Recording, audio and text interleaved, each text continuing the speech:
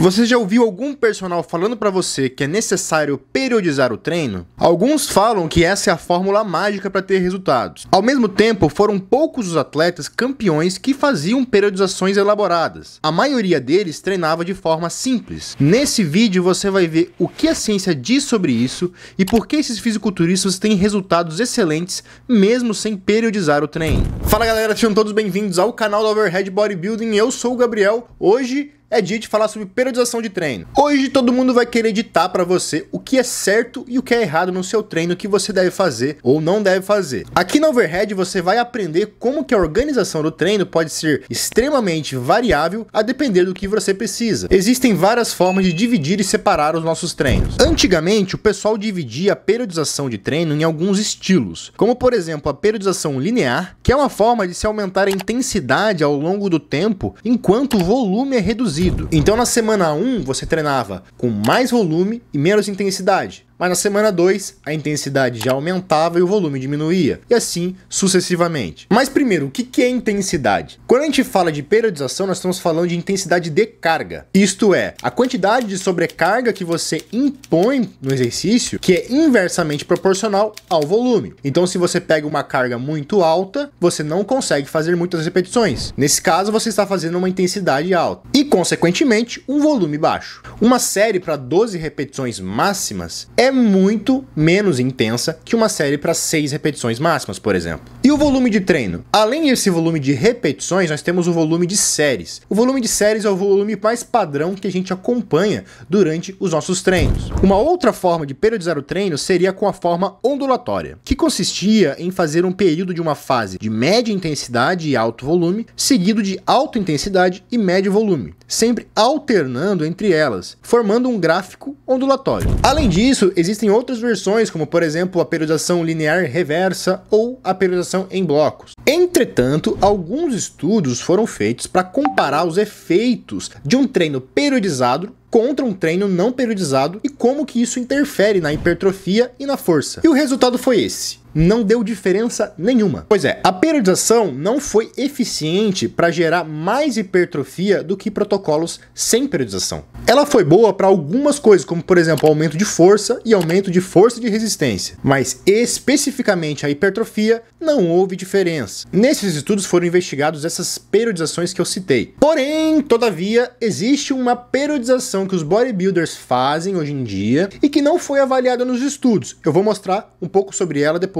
Aguenta aí um pouquinho. Esses estudos corroboram com a ideia de que não existe uma faixa de repetições ideal para você fazer para adquirir hipertrofia. Independente se você faz uma fase de força de 6 a 8 repetições ou uma fase de resistência para 12 a 15, não importa. Todas elas têm o mesmo potencial para gerar hipertrofia. Porque a hipertrofia está relacionada ao nível de tensão mecânica que você gera no músculo. Eu já expliquei isso em vários vídeos e praticamente todo vídeo eu falo sobre esse mecanismo. Essa tensão mecânica pode acontecer em diversas formas, inclusive em repetições mais altas ou repetições mais baixas. A diferença é que quando você tem uma carga mais alta, você já começa o exercício na máxima tensão mecânica. E em cargas mais moderadas, com altas repetições, a tensão mecânica demora um pouco mais para acontecer, que vai acontecer ali nas últimas repetições. Eu explico tudo isso no vídeo que eu falei sobre tensão mecânica, eu vou botar aqui no card para vocês. Por esse motivo, não faz tanta diferença fazer uma fase de força, fazer uma fase de resistência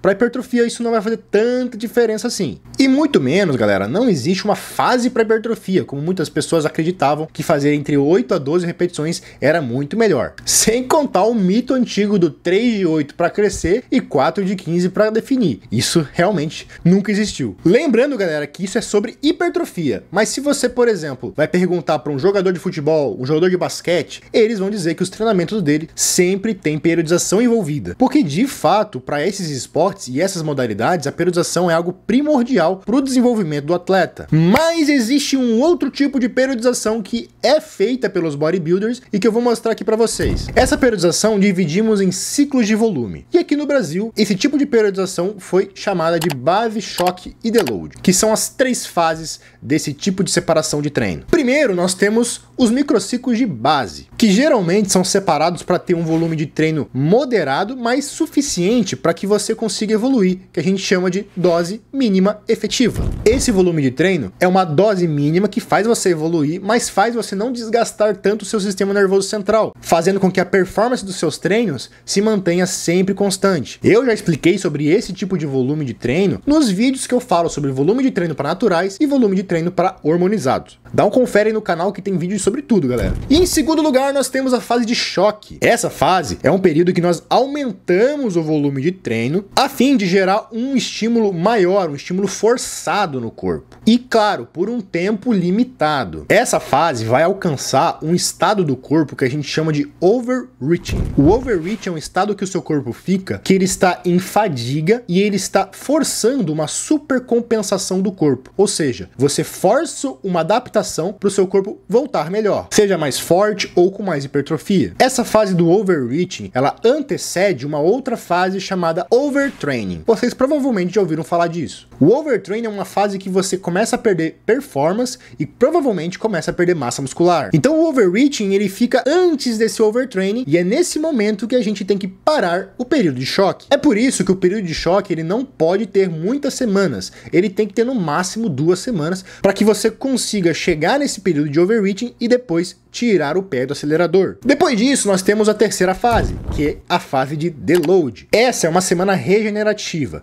Nós tiramos volume de treino e tiramos intensidade de treino também. Isso vai dar um descanso maior para o nosso corpo e vai conseguir fazer com que ele se adapte melhor depois e você consiga treinar com mais performance. Essa fase, ela não é necessária. Tudo depende de como que o corpo está, se ele está cansado, se ele realmente precisa. Muitas pessoas fazem deload programados e muitas vezes não precisava. Você precisa sentir como o seu corpo está, se ele realmente necessita de um deload. Inclusive, ultimamente saiu um estudo sobre deload, que o pessoal acompanhou um protocolo de deload e viu que não tinha vantagem nenhuma para hipertrofia. Mas é lógico que não existe vantagem nenhuma para hipertrofia. O deload foi feito justamente para ser feito depois de uma fase de load, ou seja, depois de uma fase em que você usa um estímulo mais forçado e está com o estado do seu corpo cansado e com bastante fadiga, e justamente para isso nós retiramos volume de treino e intensidade. A carga de estresse do seu corpo já está muito alta, então você tem que fazer esse período para melhorar as suas performances de treino depois que você retornar. Não adianta fazer deload a rodo, não adianta fazer deload o tempo inteiro, porque o deload só é feito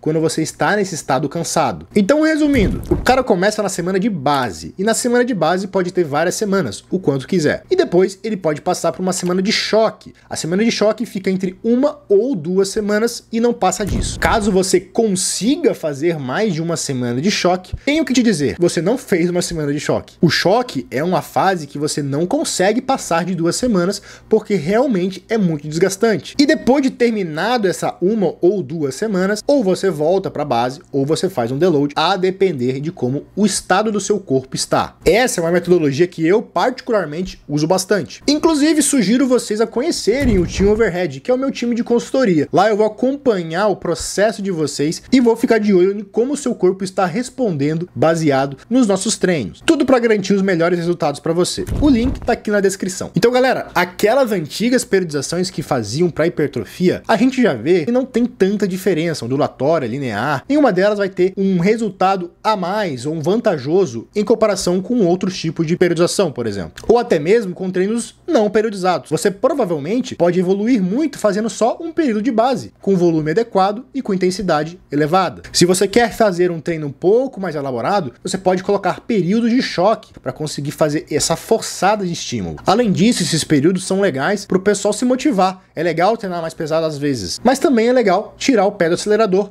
para não pifar a máquina. Muitas pessoas falam que esse tipo de periodização é capaz de evitar lesões, mas essa é uma conversa um pouco mais séria e tenho que te alertar. Periodizar o treino não vai fazer com que você não se machuque, existem muitas outras variáveis em cima disso. É por isso que eu espero vocês no próximo vídeo, onde eu vou falar sobre treinamento e lesões. Então, se você não quer perder esse vídeo, galera, se inscreve aqui no canal se você ainda não é inscrito e, por favor, fortalece aí com o seu like no vídeo para a gente conseguir continuar esse trabalho aqui no YouTube, fortalecendo ainda mais o treinamento de vocês. Um forte abraço e até a próxima.